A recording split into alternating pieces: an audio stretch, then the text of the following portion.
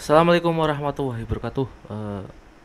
Halo sobat semuanya, semoga kita semua dalam perlindungan Tuhan ya, disehatkan selalu, dipanjangkan usianya, murah rezeki, amin.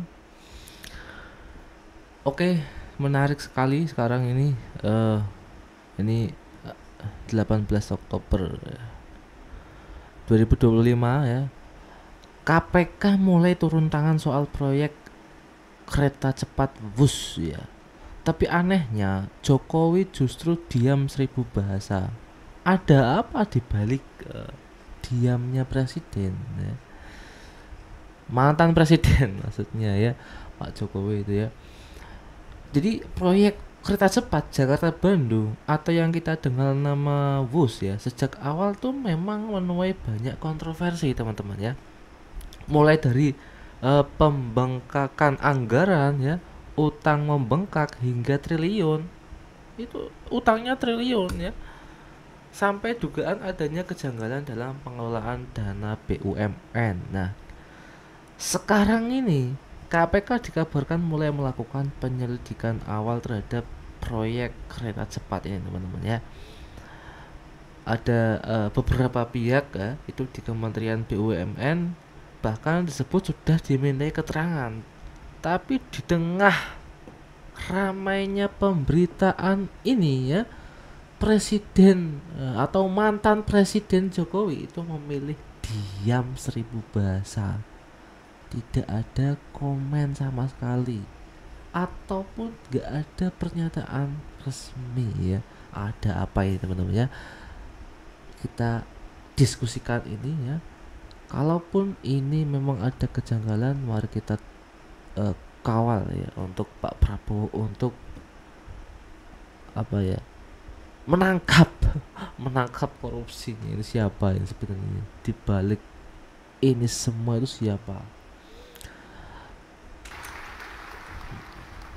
Saya nggak apa-apa dibenci, asal rakyat saya tidak benci saya.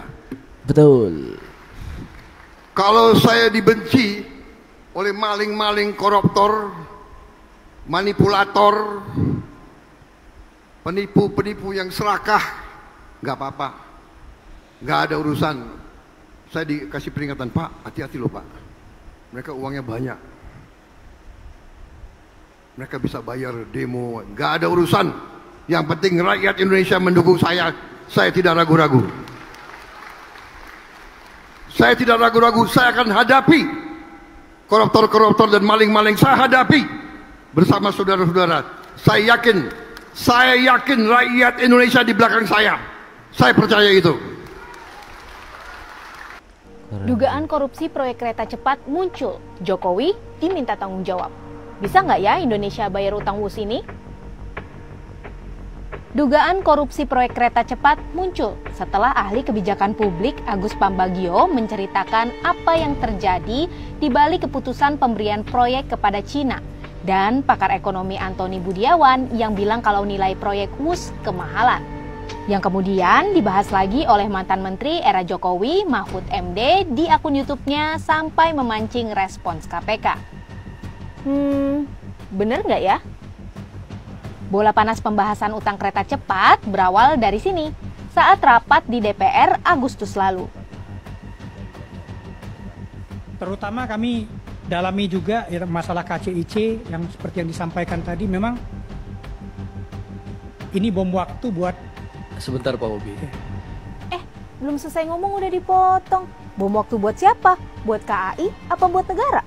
Jadi, utang proyek kereta cepat itu bukan utang negara, karena konsep proyeknya adalah business to business alias B2B antara PT KCIC dan China Development Bank, bukan antara pemerintah Indonesia dan Cina atau G2G.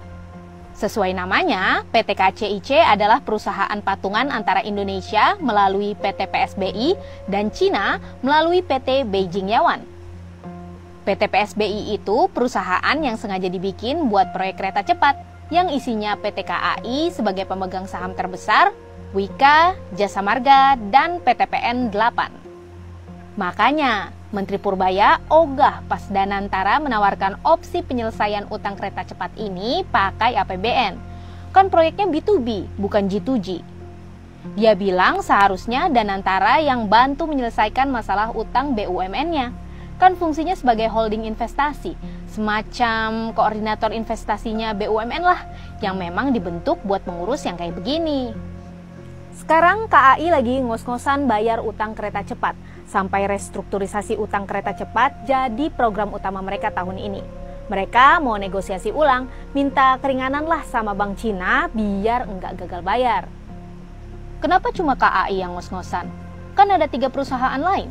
Uang pinjamannya kan juga atas nama PT KCIC yang ada saham Cina juga. Selain sebagai pemegang saham paling besar di PSBI, KAI juga jadi operator kereta cepat lewat KCIC. Kalau Wika, bebannya pas membangun infrastruktur. Sedangkan Jasa Marga dan PTPN keterlibatannya pasif dan sahamnya sangat kecil. Beijing Yawan tetap ada perannya sebagai investor dan penyedia teknologi. Tapi karena KAI penanggung jawab secara korporasi, berarti beban utangnya KAI yang harus menanggung. KCIC utang ke Cina itu 2 kali. Pertama, buat ngongkosin proyeknya dengan tenor 40 tahun dan bunga 2%. Kedua, utang lagi karena proyeknya molor dan biayanya bengkak.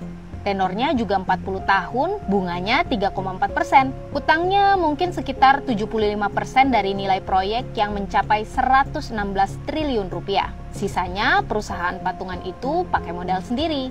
Sementara penjualan tiket kereta cepat dari pertama kali diresmikan Oktober 2023 lalu sampai Juni 2025 saja baru dapat sekitar 3 triliunan lah. Kayaknya emang nggak ketolong sih. Terus gimana dong? Luhut Binsar Panjaitan yang dulu mimpin pembicaraan proyek kereta cepat dengan Cina waktu dia jadi Menko Marves bilang utang kereta cepat sekarang dalam proses restrukturisasi. Tinggal nunggu keputusan presiden buat pembentukan tim restrukturisasi. Katanya Cina udah setuju, tapi hasilnya gimana ya? Apakah keuangan KAI kuat dengan hasil nego utang itu? Atau KAI nyerah? Nanti kita update lagi ya. Nah, bonus infonya, kalau masalah utang ini udah ada kesepakatan baru, Cina siap ngelanjutin kereta cepat sampai ke Surabaya. Aduh, yakin nih Pak Luhut, bukannya katanya udah busuk dari awal. Keren sekali. Ini sudah lengkap semua informasi dari kakaknya ini ya. Siapa ya? Mestinya kalau ada hal seperti itu tidak perlu laporan, langsung diselidiki. Itu perlu laporan tidak masuk akal.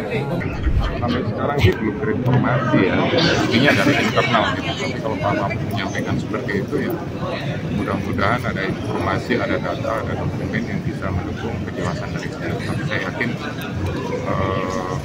beliau mungkin punya gitu, tinggal nanti apakah beliau mau serahkan atau... Ya mungkin terlalu jauh, tapi yang bilang itu kan Agus Pambagio dan Antoni Budiawan, bukan saya.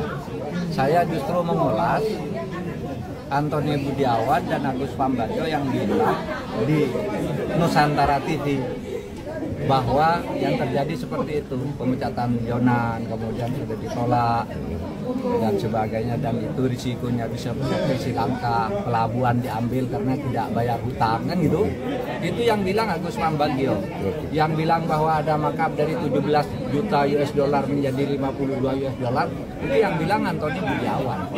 Jadi jangan, kalau mau menyelidiki betul KPK, panggil Antoni Budiawan karena dia yang bilang di situ. Sebelum saya kan bilang ini Antoni Budiawan bilang begitu.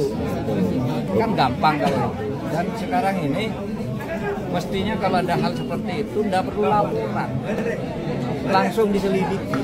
Itu perlu laporan tidak masuk akal. Udah gitu. Oke teman-teman ya, satu hal yang pasti, rakyat itu butuh transparansi kawan ya, bukan diam.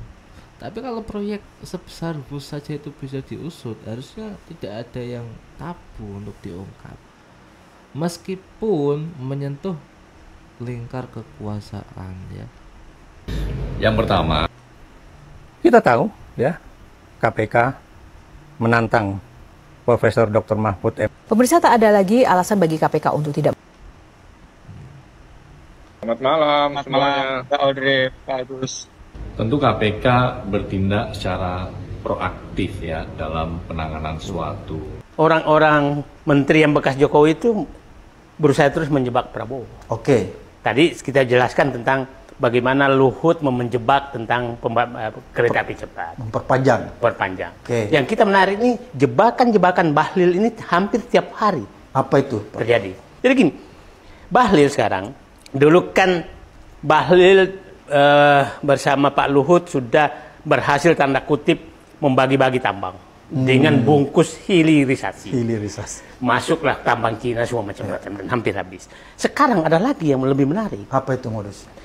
Dia membungkus hilirisasi dengan pembangunan pabrik baterai mobil di Indonesia, dan lucunya itu melibatkan perusahaan Cina yang dulu Korea kan, LG mundur. Kemudian dengan Antam Aneka Tambang. Dan menarik, ada namanya mitra lokal. Kenapa harus ada mitra lokal? Nah, mitra lokal. Nah, yang lucu, yang aneh. Ya, banyak sekali yang mau menjebak Prabowo ternyata ya. Ini opini dari beberapa pengamat politik. Ya yang pasti ya, gimana ya? Apakah diamnya Jokowi ini merupakan strateginya beliau ya, atau justru tanda ada sesuatu yang disembunyikan? Nah, gimana pendapat kalian? Silakan bisa tulis di kolom komentar. Mari kita diskusikan bareng-bareng. Itu saja dari kita ya. Assalamualaikum warahmatullahi wabarakatuh.